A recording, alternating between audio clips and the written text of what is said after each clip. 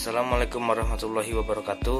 Perkenalkan, nama saya Mulia Akbar. Saya akan menjawab soal UTS saya yang berupa video mata kuliah APSI 1. Yang pertama, jelaskan apa yang Anda pahami tentang sistem informasi.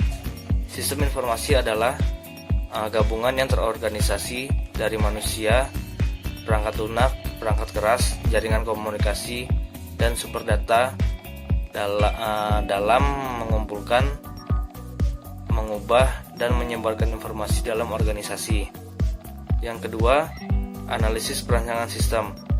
Analisis perancangan sistem adalah proses penguraian suatu pokok dan menyelidiki keadaan yang sebenarnya dalam sebuah entitas dan unsur-unsur penting dalam membangun sebuah sistem informasi. Yang ketiga, aliran sistem informasi lama adalah proses yang digunakan. Aliran sistem informasi lama yaitu masih menggunakan proses manual. Yang keempat, aliran sistem informasi baru. Aliran sistem informasi baru adalah proses yang digunakannya telah menggunakan proses komputerisasi. Soal nomor 2 yaitu sebutkan dan jelaskan pendapat Anda apa saja alat bantu dalam merancang sistem informasi, serta jelaskan simbol-simbol apa saja yang digunakannya. Yang pertama, aliran sistem informasi. Aliran sistem informasi sangat berguna untuk mengetahui permasalahan yang ada pada suatu sistem, untuk mengetahui apakah masih layak dipakai atau tidak. Simbol-simbolnya seperti ini. Baiklah, di sini terdapat simbol ASI, yang dimana pertama di sini ada proses manual, proses komputer, dokumen, garis alur, arsip, dan multi dokumen. Yang kedua, konteks diagram. Konteks diagram adalah gambaran umum tentang suatu sistem yang terdapat di dalam suatu organisasi yang memperlihatkan batasan sistem. Simbolnya seperti ini. Dan di sini terdapat simbol konteks diagram, yang dimana simbolnya ada kesatuan luar atau external entity, ada proses, dan arus data atau data flow. Yang ketiga ada data flow diagram atau DFD, yang merupakan gambaran sistem secara logika yang tidak tergantung pada perangkat keras, perangkat lunak, organisasi file, dan struktur data. Simbolnya seperti ini.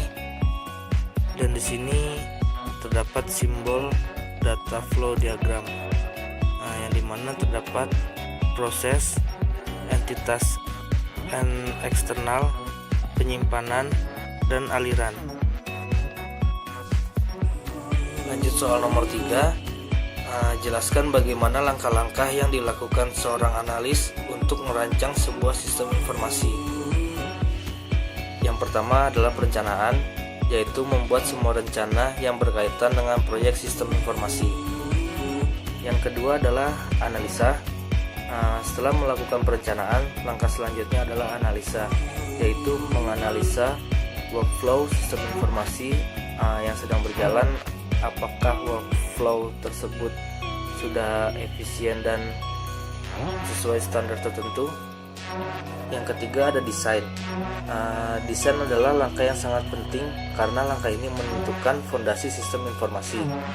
Ada 2 jenis desain, yaitu desain proses bisnis dan desain pemrograman. Yang keempat, pengembangan. Pengembangan itu pekerjaan menulis program komputer dengan bahasa pemrograman berdasarkan algoritma dan logika tertentu. Orang yang disebut programmer. Yang kelima, testing. Testing adalah proses yang dibuat sedemikian rupa untuk mengidentifikasi ketidaksesuaian hasil sebuah sistem informasi dengan hasil yang diharapkan. Yang keenam ada implementasi. Implementasi adalah proses untuk menerapkan sistem informasi yang telah dibangun agar user menggunakannya, menggantikan sistem informasi yang lama. Yang ketujuh, pengoperasian dan pemeliharaan adalah langkah yang terakhir.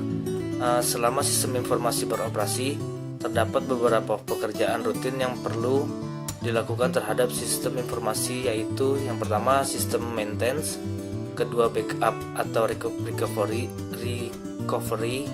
yang ketiga data archive. Baiklah, saya akan menjelaskan soal nomor 4, yaitu soalnya buatlah sebuah rancangan aliran sistem informasi penjualan yang sedang berjalan pada sebuah toko ABC dengan entry pembeli, pelayan toko, bagian gudang, kasir, dan pemilik toko. Di sini saya sudah buatkan tabelnya, yang dimana yang pertama-tama si pembeli ini membuat daftar barang yang akan dibeli dan memberikan kepada pelayan toko, dan pelayan toko membagikannya ke bagian gudang. Ketika itu bagian gudang ini akan mencari barang yang akan dibeli. Jika ada barangnya, maka akan dibagikan ke kasir. Jika tidak ada barangnya, maka bagian gudang akan membuat daftar barang yang kosong dan membuat laporan ke kasir.